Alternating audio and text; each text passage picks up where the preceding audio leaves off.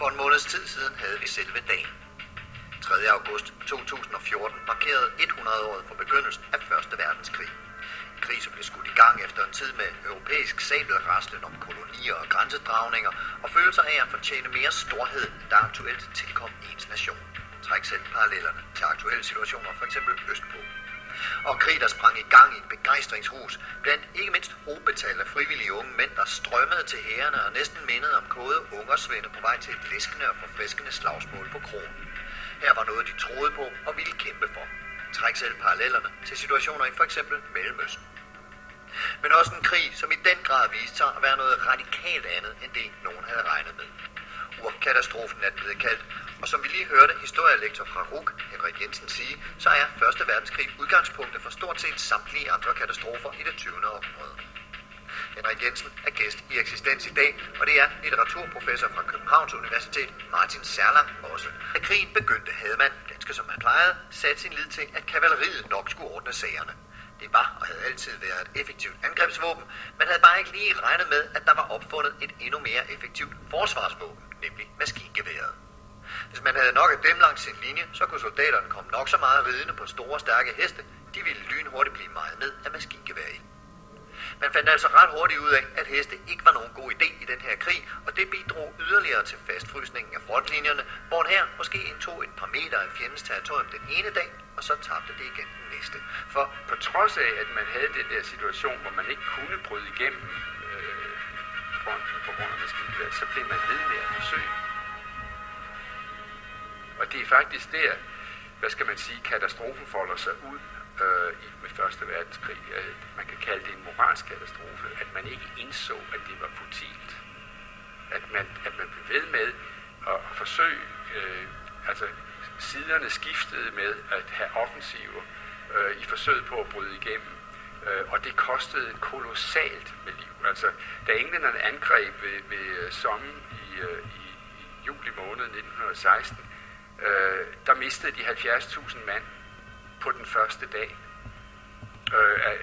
Og det betød ikke, at man sagde, nej, så må det der vist en dårlig idé, vi må prøve noget andet. Nej, man blev ved. Og efter nogle måneders offensiv havde man mistet 500.000. Og det, man skal ligesom hæfte sig ved et bestemt udgangspunkt, nemlig det, som man kaldte krigsbegejstring. Nemlig, at der var en stor, på alle sider, en stor begejstring over, at krigen kom i 1914. Og ikke mindst hos dem, som skulle være med i den. Altså, for eksempel havde englænderne jo overhovedet ikke nogen stående her i 1914. De var helt afhængige af, at folk meldte sig frivilligt til den her krig, og det gjorde de i milliontal. Altså folk væltede simpelthen ind. Fordi de havde, altså der var en meget sådan opstemmet pligtfølelse, ikke mindst hos de unge, og der var en stor begejstring for at have fået den mulighed at gå i krig. Det er ligesom, den der følelse er ligesom udgangspunktet. Men så udvikler krigen sig altså sådan som skitseret her, ikke? Altså i retning af at være en indgroet, nedgroet, indædt skyttegravskrig, hvor man på trods af omstændighederne bliver ved med at forcere, bliver ved med at prøve at bryde igennem, og folk dør som fluer, og der er, man udvikler det der, de der symptomer på begge sider, som man kalder granatschok, altså soldater, der simpelthen bryder mentalt sammen, fordi presset er for stort. Du sidder der i en skyttegrav og skal til at angribe, og du ved, at dødeligheden er måske 50% eller noget i den stil, måske endda mere. Hvordan har du det med det? Altså, der er rigtig mange, der bliver ved med at gøre, hvad de får besked på, men der er også mange, der bryder sammen, fordi de ikke kan få det til at hænge sammen, fordi kroppen vil væk, men hovedet med blive og slås måske. Det er meget det handler om. Og det er altså det er i den situation, det som man kan, eller jeg kan har i hvert fald opsummeret det her sådan, at det her det er en krig, der bliver startet af fædrene, men det er sønnerne, der bliver slået ihjel i den. Og det bliver de i et antal af op mod 10 millioner. Og jeg mener, som moralsk katastrofe betragtet, så har man vel egentlig ikke kan man vel ikke forestille sig en, der er større end en slags borgerkrig, en europæisk borgerkrig, hvor der er 10 millioner unge mænd, der bliver slået ihjel. Og et meget større antal, der bliver ødelagt på krop og sjæl. En af de mest berømte og berygtede og nu til dansk oversatte forfattere fra 1. verdenskrig er jo tyskeren Ernst Jünger, der meldte sig som krigsfrivillig i 1919 og i sin bog In Stahlgewittern i stålstormen taler om det her opgør med det, han kalder sikkerhedens tidsalder. Altså, han tager sådan set afstand fra det, som Bertrand Russell beskriver. Han er træt af den her sikkerhed, han er træt af den her tryghed. Han vil ud der, hvor der er drama, der hvor man kommer i kontakt med livet som elementære kræfter.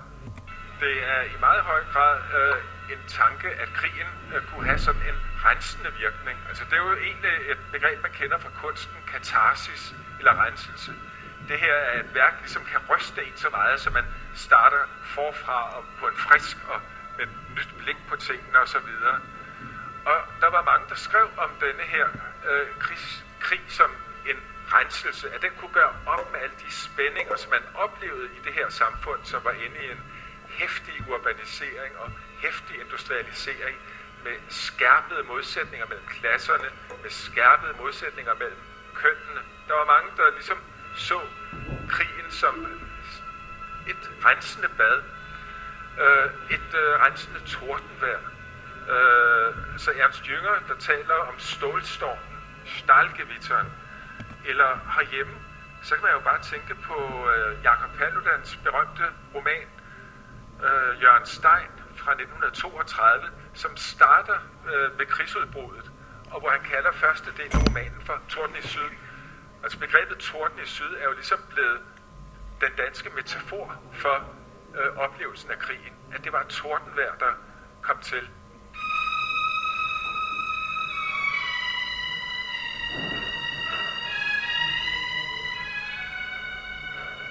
Men som vi har hørt tidligere, så gik der ikke pokkers lang tid, før krigens rædsler begyndte at vise sig, og begejstringen tonede ned. Der var selvfølgelig folk, der borede sig fast i begejstringen, men andre begyndte at blive desillusionerede. Måske allerbedste eksempel er den tyske lyriker Rilke, som var en blid og forsigtig og så videre lyriker, som i en ros omkring august skriver om krigens genius og tiljubler krigsguden og så videre, men som meget kort efter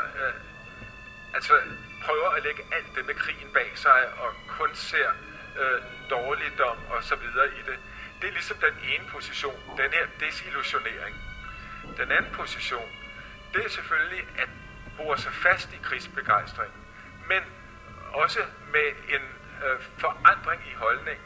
Nemlig for eksempel Ernst Jünger, der starter med, det fortæller han også om, at han i starten ligesom går til krigen med sådan en romantisk begejstring, at han skal ud og kæmpe i sådan en stemning af roser og blod, som han udtrykker det.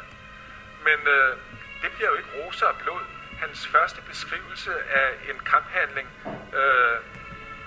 der slutter den med, at han undrer sig over, han har faktisk under hele den her kamphandling ikke set en ærlig fjende. Og det var jo det nye.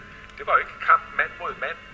Det var jo en kamp mod materiel, med maskiner, med kanoner osv. Og så begynder han at tale om, at der opstår et nyt menneske under krigen, som er hårdt, metallisk, brutalt, usentimentalt, som med tonløs stemme beretter om, hvad der er oplevet, uden at ligesom forfalde i nogen romantik.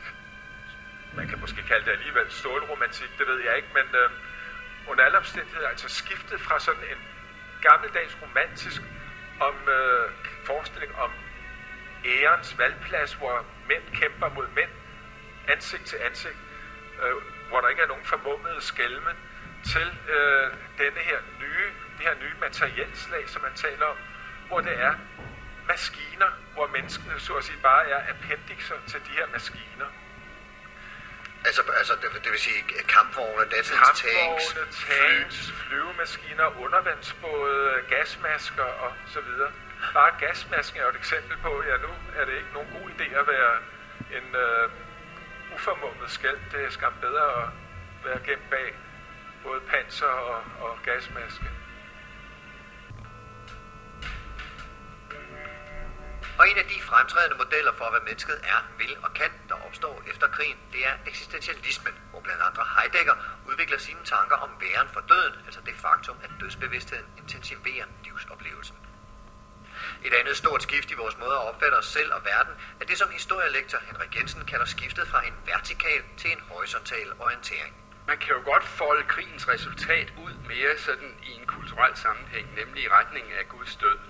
Altså jeg har i hvert fald en forestilling om, at det 19. århundrede sådan ekspansive kolonipolitik og industrialisering osv. er baseret på, at man havde en forestilling om et forsyn.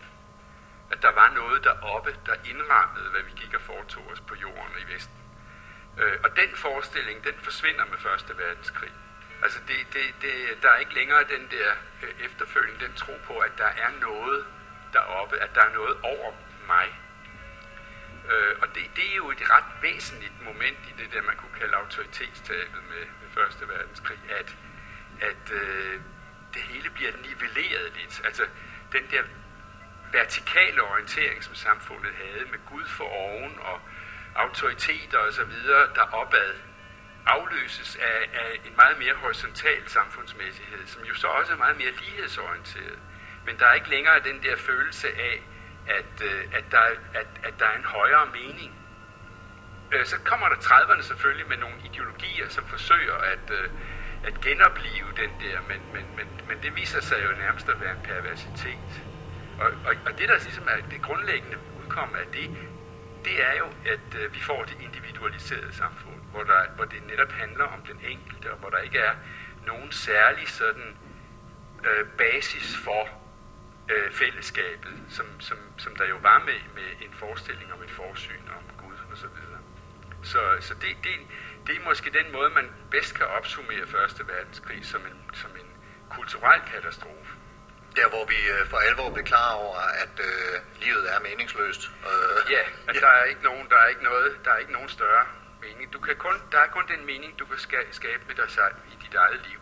Altså meningen med dig.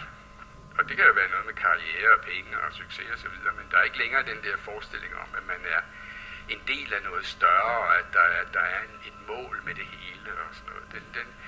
Den var allerede, hvad skal man sige, sådan svækket omkring det forrige århundredeskiftet op til verdenskrigen. Men der var alligevel sådan en vag fornemmelse af, at der måske nok var noget deroppe. Og det var sådan set nok til at give det mening. Det betød blandt